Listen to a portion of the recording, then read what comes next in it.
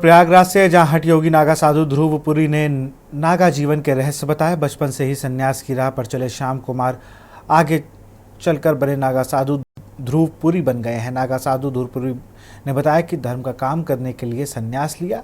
हमने अपने धर्म ध्वजा और अखाड़ा परिक्षेत्र में नागा भेष में रहते और जब समाज में गुजरते हैं तो सामाजिक मर्यादा का पालन करते हैं। हम शिव के भक्त हैं, शिव की भक्ति में जीवन समर्पित किया है और जनता के लोग हमारे पास भगवान शिव के आशीर्वाद के लिए आते हैं।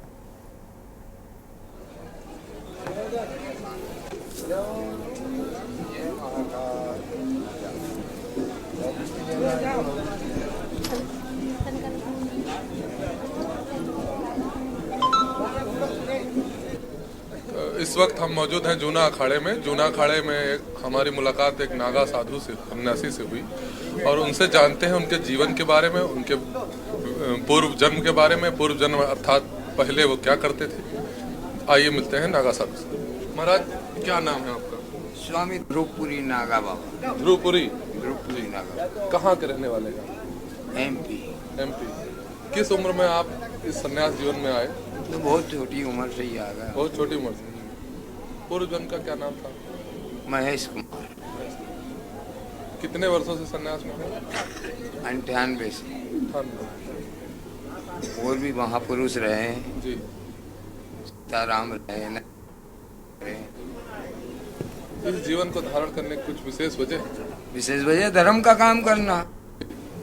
माता पिता का कार्य तो सभी करते हैं, लेकिन धर्म का काम करना, धर्म की सेवा करना, धर्म की रक्षा करना, धर्म का प्रचार करना, धर्म में आगे क्या होता है, आगे के जीवन में व्यक्तियों को भरोसा देना।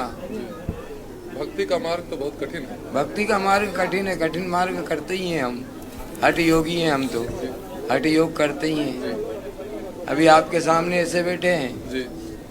अभी 1 घंटे बाद, आधे घंटे बाद, ये 2 घंटे हम डब्बा लगा के खड़े रहते हैं आपके सामने।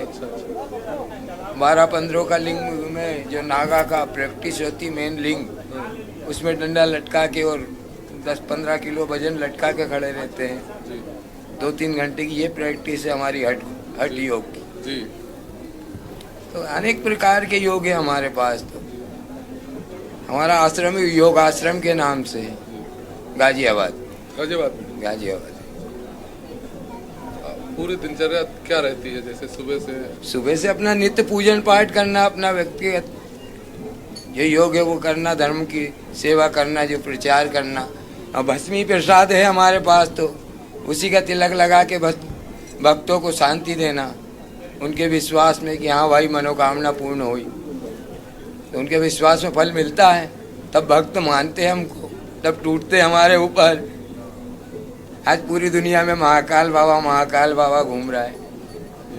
ये नागा वेश तो शैव परंपरा का, शिव जी की भक्ति का मार्ग है। अनादि से चले आ रहा है, ये आज का नहीं है। सप्त ऋषि की संतान है, आदि अनादि से चले आ रहा है। ये धर्म देवता, धर्म की रक्षा।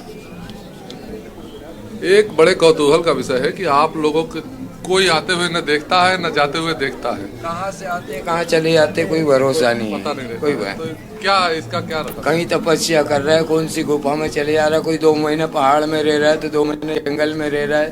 नहीं, जब कुंभ लगता है, कुंभ में कैसे आते हैं? कुंभ में सब अलग अलग प्रकार से, कोई ट्रेन से, कोई रेलगाड़ी से, कोई जैसी। मतलब इसी वेश में आते हैं क्या कि मतलब नॉर्मल? भाई मर्यादा में रहना जी, यही चीज जाना चाहिए। फिर मर्यादा में रहना, तो संसार में घूमना है व्यक्तिगत, तो वो हम अपनी मर्यादा में वस्त्र धारण करके ही घूमते हैं।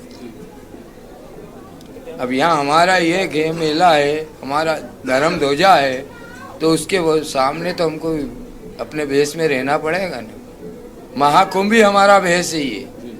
बाकी अपने आश्रम में दिगंबर रहते हैं या अपने प्रतिबंधित जगहों में, हम लोगों का ऐसा कोई नहीं रहता है।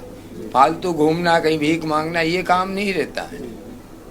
कहीं जाएंगे भी ट्रेन से, मर्यादा से, तो ट्रेन से उतरे, अपना ऑटो का साधन पकड़ के अपने आश्रम में, ये फालतू नहीं भटकते हमारे साधु नागा से। जैसा कि आपने देखा, नागा साधु से हमने आपको मुलाकात कराई और उन्होंने मर्यादा को सर्वोपरि बताया। और आपको बता दें, नागा साधु ने अपने पूरे जीवन के बारे में हमें विस्तार से बताया और हमारे साथ कैमरामैन रमेश वर्मा है और कैमरामैन रमेश वर्मा के साथ अभ्युदय अवस्थी, जूना अखाड़े से, प्रयागराज की धरती से, के न्यूज़ से।